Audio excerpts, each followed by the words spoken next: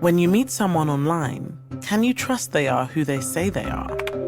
I keep thinking so much about you. She's so stunning. It's all well planned. Love Janessa is the true crime podcast from the BBC World Service and CBC Podcasts, exploring the world of online romance scams. And it's available now. Find it wherever you found this podcast.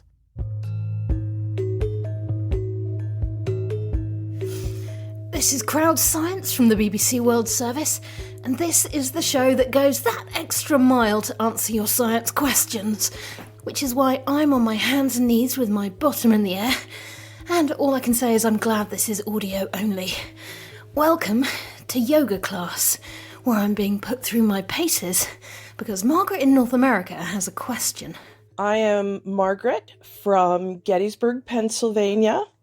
And my question is, when I am in yoga classes and the instructors say things like, this position or this move is good for your digestion or good for blood flow to your head, or this is a detox, I'm like, seriously? Really?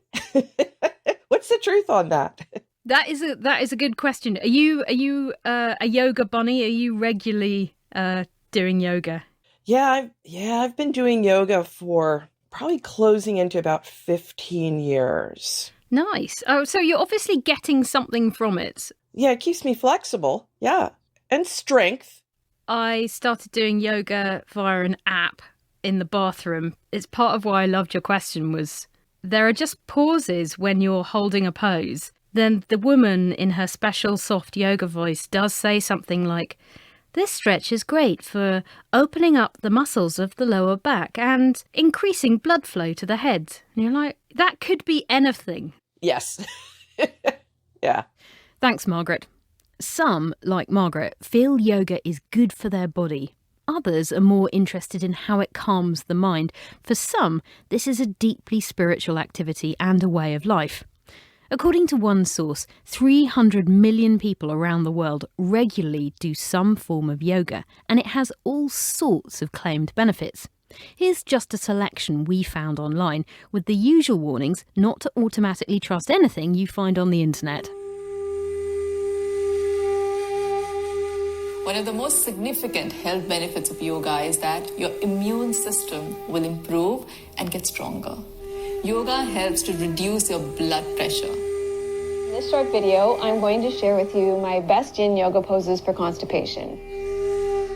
Today I'm going to demonstrate for you some simple asanas that are excellent for combating low blood pressure. This posture is specifically designed to increase the capacity of the lungs and flushes out all the toxins from the abdominal organs, leading to burning of fat all over the body. If you had one too many the night before, doing yoga in the morning is a great way to cure your hangover. You've just heard claims about everything from removal of toxins to constipation cures. So exactly what is the evidence, who's finding it and how? Crowd Science has brought together a panel of global yoga experts to discuss this. So let's meet them now. Panel, could I ask you to introduce yourself, where you're from and maybe the aspect of yoga you find most intriguing? Where should we start? Should we start in India? So I'm Rajvi Mehta. By training, I am a reproductive biologist. So I am a scientist and a practitioner of yoga. Holger, you next. Yes, hi. I'm Holger Kramer. I'm professor of research in complementary medicine at the Department of General Practice and Interprofessional Care at the University of Tübingen. And our final yoga expert is Dr. Richard Davidson. Whereabouts are you? I am at the University of Wisconsin in Madison in the United States. I am a neuroscientist by training. Okay, thank you, panel, and welcome to Crowd Science. I should tell our listeners that as part of this episode, I've been off to do some yoga to push my body into different shapes and to see what difference that makes. So let's hear part of that now. Mountain pose. Mountain pose is a basic standing pose. Stand with your feet together. Yep. Pull in your abdominals. Yep. Relax your shoulders and gently rock back and forth. Coming to rest. This is There's quite a lot of instructions, but this is basically just standing. I think I can do this. As you've just heard there, an easy pose to start with, but something different to just standing up. And I think at this point we should be defining some terms, because what even is yoga? Rajvi? See, yoga is an ancient Indian science, philosophy, art, whatever you call it. It dates back to nearly 4th to 2nd century BC and possibly older, but it's penned down in the Yoga Sutras. So I know a bunch of my friends who practice yoga. Everyone does slightly different things. They all do different types of yoga. Some people do it in hot rooms. What's complicated for science then is how does the scientific community go about studying yoga? Holger, can you add something in here? Surprisingly, there seems to be no clear definition of what yoga is. And I think this mainly comes from the different perspectives people bring into yoga research. So there are many yoga researchers who are practitioners themselves, so they have their own experience with yoga. But there are also, for example, exercise scientists. And when exercise scientists do a yoga study, a yoga trial, they of course do it from an exercise perspective. And so they often reduce it to exercise, perhaps with a bit of relaxation in it. And just a few years ago, there were still articles and studies published on yoga that just said, okay, we have patients with a lung disease and we teach them yoga for a week. And there is no further information with what they mean, what yoga is. And I think this is one of the difficulties, especially when you look at yoga as a therapy, that we don't have a clear consensus of what yoga is, but no one is aware of, because everybody brings their own perspective as an exercise scientist, as a psychologist, or from any other discipline. And so there is hardly any dialogue of what yoga actually is. Richie, when did science first start trying to apply a scientific method to something that people have done for thousands of years? The first scientific publications on yoga were probably around the 1970s. There's been a distinct increase in scientific research in this area over the last 15 or 20 years. And ideally, what we want to do in scientific research is do longitudinal research where we can teach people a specific practice and then look at changes over time. And in that way, we can be more certain that the changes we see are somehow tied to the specific practices that we've taught them. Of course, there it's essential that the right kind of control groups are in place. And yoga and meditation are very different than doing research on a pharmaceutical where you can give a person a placebo. You can't easily have a person practice placebo yoga or placebo meditation. I was going to ask Holger about this. Yeah. What exactly is a control group in yoga? What would that even begin to look like? Yeah, so this is one of the most difficult questions in yoga research. I totally agree with Richard here. So it's very important to look on that. And there have been approaches to design something like a yoga placebo, but I don't think any of those were really effective. So there has been a trial, for example, on yoga for asthma, and they reduced yoga so long and so strictly until they could come up with a placebo. So they invented a yoga breathing device that mimicked yoga breathing, and they could produce a placebo device that did not mimic this yoga breathing, and they called it a yoga versus placebo trial. But I think we all agree that this has nothing to do with what yoga is all about. I'm going to bring Rajvi in with a controversial point, which is there are millions of people who are very happy to do yoga who probably don't give two hoots about what the scientific evidence is to justify its benefits. So even though we're a science show, and even though our listener wants to know exactly what the claims are that she's being told about, does science even need to get involved, do you think? Here you are dealing with human subjects who are again exposed to a subjective practice. Whatever we do, yoga is a very subjective practice. As much as we try to standardize it, So even if I'm saying I'm going to get people to do, say, a Marichasan, a group of people who have a back pain to do a twisting asana, but it's still going to be extremely variable again in the group of people. So we are dealing with a lot of variability and the control. So it's time we try to understand that different researches need to be looked at differently. There was a researcher who wanted to study the effect of Shirshasana, the headstand. And, that point of time, the mindset was you did research in animal models. So he put a rat upside down in a test tube. Thinking of it today, it sounds ridiculous.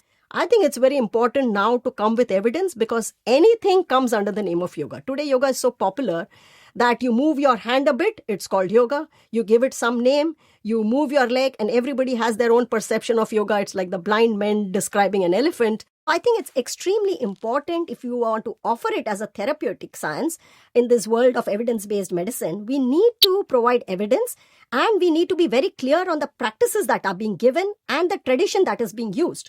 Because, otherwise it's saying I am giving people medicine and they are feeling better. I mean, what medicine, what dose, how frequently, what exactly, and the most important aspect is the quality. Because in medicine, you have the FDA taking care of the quality of the drugs. But in yoga, if you are practicing and there's no quality, you may not get the effects. And therefore, you'll always get variability. Thank you. So just a reminder that you're listening to Crowd Science on the BBC World Service, which is the show that takes the thing you've always wondered about and turns it into your own personalised science documentary. You are very welcome. This week, we're exploring the evidence base behind yoga with Dr. Rajvi Mehta in India, Dr. Richie Davidson in the US and Professor Holger Kramer in Germany. Panel, we've just talked about the difficulty in defining what yoga even is and setting up a decent, thorough experiment to find out who it might benefit. So let's talk about benefits in more details. And first, let's hear from some yoga fans in India to hear what they get from this. Over the last 1.5 2 months, I've definitely seen a bit of a weight loss, which shouldn't have happened because it's the festive season.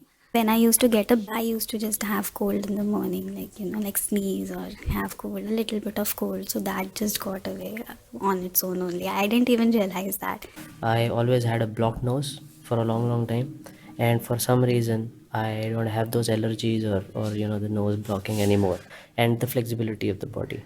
I was more of a gym guy, but doing yoga now for 2 months, I can touch my toes without any issues. I can move my body around much more flexibility. And I joined yoga because I was very new to the city and entire day I was in front of the screen. So instead of doing anything else, because I somewhere knew that yoga helps you bloom mentally. I was really active before here. I was doing gym, so I was very active throughout the day. And but after doing yoga, I realized that no need of gymming and all that. Yoga is something else. I just feel complete doing it. I just don't need any kind of. I've stopped doing gym and all. So I just do yoga. Yeah, gym is like only for the physical fitness, right? But yoga is something else. It's beyond even imagination. Beyond imagination sounds very impressive. So at this point, I want you to show me the evidence. What are the clearest studies showing physical benefits from yoga? Holger? I think the best evidence we have actually is for chronic low back pain. So there have been many trials in this field, and the trials that are out there, at least most of them, are of very high quality. And this includes, as has been said before, clearly outlining what had been done and following all their scientific rules. And there are relatively large and relatively many trials on chronic low back pain. And the evidence clearly shows that yoga can reduce pain. It can improve function. You're not only feeling pain when you have low back pain, but the function is also impaired, and increase quality of life. Another field where we have quite really good research and good evidence is supportive cancer care. So, of course, you don't try to cure cancer by yoga. This is important. You don't use yoga against the cancer. But when you treat cancer with surgery, with chemotherapy, with radiation, for example, you always have quite severe side effects. And one of those side effects, the most important one perhaps, is fatigue. So people who are undergoing chemotherapy, they feel exhausted. And it has been shown that yoga is the single best non-pharmaceutical approach to deal with cancer-related fatigue. So this is really impressive evidence.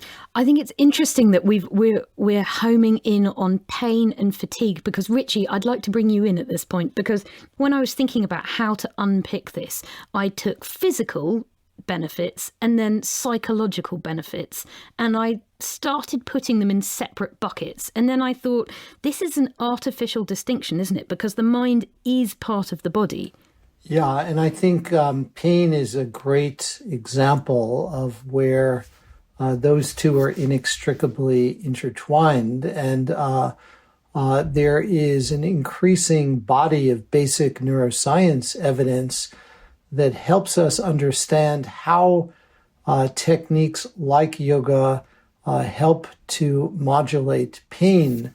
In a kind of simple way, we can say that there are at least two major constituents of pain. One is the sensory qualities of the pain that is produced by whatever the stimulus is that is eliciting the pain. And then there is the emotional component of pain. And it turns out that the brain networks that are associated with each of those components is different and is dissociable. And we know that yoga and meditation can have profound impact, particularly on the emotional neural circuits that are associated with pain.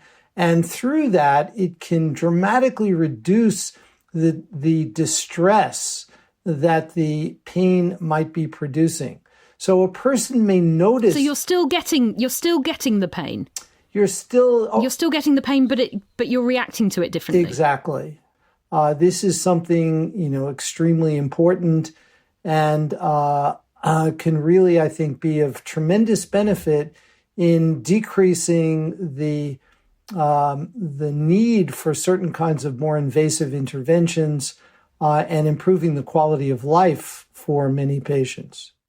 Now, maybe we should rejoin my yoga session to hear more of those claims. At this point, I'm bent over with my head pressed to my knees.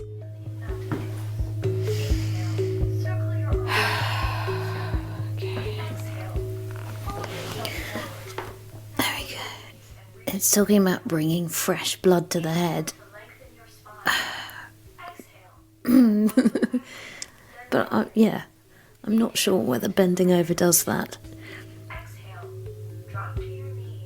So this is the sort of thing our listener Margaret is wondering about as she does her yoga and hears claims like this mentioned. In her case, she's heard that certain poses aid with digestion or that they flush out toxins. Rajvi, as a yoga teacher and scientist, have you come across any claims that, I don't know, you think, oh, where did that come from? To some extent, of course, it turns out that if I'm a teacher and I want to get students and it's a commercial aspect, then I will make claims. So some things, yes, I mean, if you feel an extension in the leg, that's immediate. But to feel silence in the brain, etc., it comes over a period of time. So as a practitioner, as a teacher, if I feel that, then I need to develop ways and means to transmit that to the students and then see if they get it. Not enforce them to tell me, yes, they feel it. Can I ask you about long-term versus short-term benefits? Olga, are there any studies that really look into the benefits of yoga over, I don't know, multiple decades? There is interesting research, for example, into age-related cognitive decline. So we have to face the truth. We're all getting older, and with increasing age, our cognitive functions decline. And when you compare meditators or yoga practitioners to those people who are not doing yoga or meditation, then you see less decline. So they have a better memory, a better learning capacity, a better fluent intelligence. This is learning capacity for new things. And they are much better in those things than matched controls in the same age. Perhaps they are even better than younger controls. So this is not clear causal evidence. We can't say this is caused by yoga, that you reduce age-related decline. But at least it's an association and an interesting hint that you might perhaps not live longer, but live better in higher age. With regard to the question of longer-term effects, I think that this is a really important issue. Several years ago, I wrote a book with my colleague Daniel Goleman called Altered Traits. And the reason why we chose altered traits is because when we do a session of yoga or a session of meditation, the primary goal is not the feeling we have at the moment during the session, but rather is how does it impact our everyday life? How does it affect every nook and cranny of our everyday lives?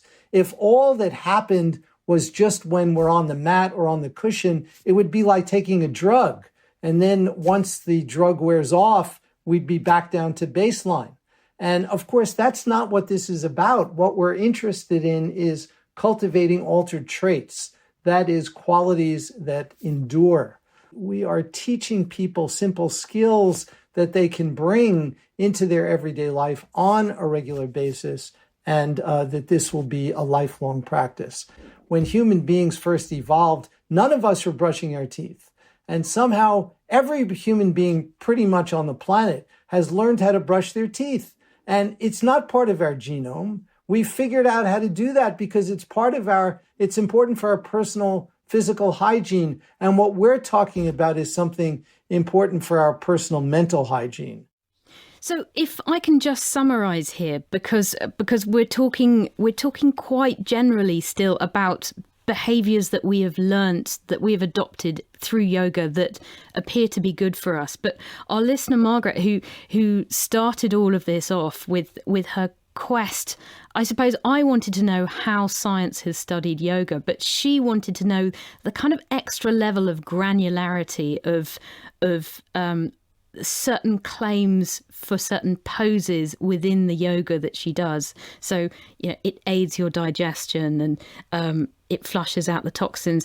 It feels like on that level, that's not something that science has been looking at. And in fact, I'm not even sure what toxins actually refers to. Is that right? There is clear evidence showing that, for example, yoga helps dealing with digestive diseases. For example, when you look at irritable bowel syndrome. And when you practice yoga, and this has been shown in clinical trials, you can clearly reduce the level of symptoms people with irritable bowel syndrome have. And it's as effective as a diet that is specifically designed for irritable bowel syndrome. So there are clear effects on digestion, even with inflammatory bowel disease. So these are really serious illnesses of the digestive systems. And you can reduce inflammation in the bowel by practicing yoga. You can reduce symptoms and diarrhea and pain. So you definitely can affect the digestive system. Regarding toxins, I think this is a bit of a misconceptualization because the idea of detox is not really backed up by good science. So we don't pile up toxins in our body. So when you're really intoxicated, you don't need a yoga teacher, you need an ambulance because this is a life-threatening state you have. Can I just ask, if we're summarizing, is there any proof that yoga has special powers above just stretching or above just doing breathing exercises? Is it true that it's greater than the sum of its parts if you break those parts down? And is that something that science has shown yet? Can I get that in kind of very short answer from any of you? There is no modern evidence to show it, so we do not know. But at that point of time, even what we are talking of now, the benefits, which is there's a lot of evidence, was not known in terms of science 50, 100 years ago. So I wouldn't want to comment on it and say whether it's going to happen or not happen. because we don't even know how to check on it? I would say that it's one of the things that you learn in science is how to cultivate patience. Science is a slow process.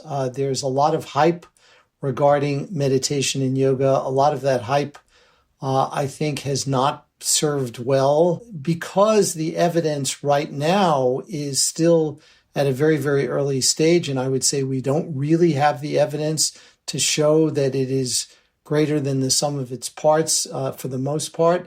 It doesn't mean that we shouldn't continue to investigate because we're still at a very, very early stage in this work. Yeah, one thing I personally find fascinating about yoga is that it is in itself, from a therapeutic perspective, a multimodal approach. So to really reduce yoga to exercise is strongly reductionistic. So it has been shown that the breathing exercises have their own effects on the nervous system. Of course, meditation is a complete field of research showing many benefits. And yoga has exercise and beyond that, even ethical and lifestyle advice. So I agree that we don't clearly have the evidence, at least not for most conditions we study, but there is a good chance that yoga could be more than just its parts because it's a unique combination of different approaches to almost all aspects of our lives. Panel, thank you so much. That was great. I will let you go. That's all we've got time for in this edition of Crowd Science. So now it just remains for Margaret, who asked this question, to read the credits. That's it for this edition of Crowd Science from the BBC World Service. The question came from me, Margaret, in Pennsylvania. If you have a question for Crowd Science, please send it to crowdscience@bbc.co.uk. Thanks for listening. Bye.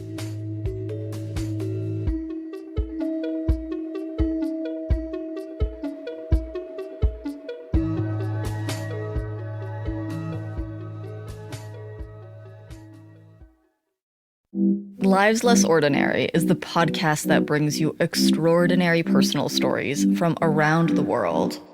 Each week, we invite listeners inside the most intimate and defining moments of our guests' lives. Like the man who went to North Korea, posing as a fake billionaire to expose North Korea's illicit arms trade. There's nowhere to run, and I'm just trying to look as cool as I can. The woman who took on Nigeria's military dictatorship in the 90s. Her father is believed to have won the presidency in a democratic election, but he'd been imprisoned by the regime. He was doing an interview with the BBC just as he was being arrested. And you could hear in his voice this sense that the problems that he was facing were going to be easily resolved, but he never came out alive. And the boxing champion who spent his teen years on the run from the law with his father. I don't ask questions, I just do. Come on, I need you guys to pack up your bags. We get fake IDs. Into Mexico we go. For more incredible stories like these, search for Lives Less Ordinary from the BBC World Service. Find it wherever you get your BBC podcasts.